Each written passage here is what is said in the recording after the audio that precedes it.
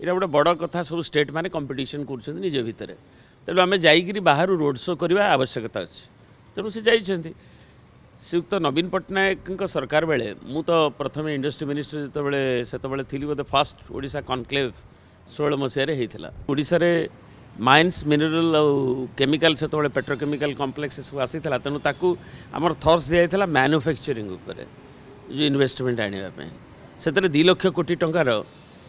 proposal माने जोटा कंक्रीटाइज होता 2 लाख 4 लाख 10 लाख एमती 3टा नवीन पट्टनायक सरकार बेले प्राय 16 लाख कोटी टंकार इन्वेस्टमेंटर जोटा कि कंक्रीटाइज प्रपोजल ताकू आसी तेणु एबे जाइए मुख्यमंत्री नुआ मुख्यमंत्री ठीक अच्छे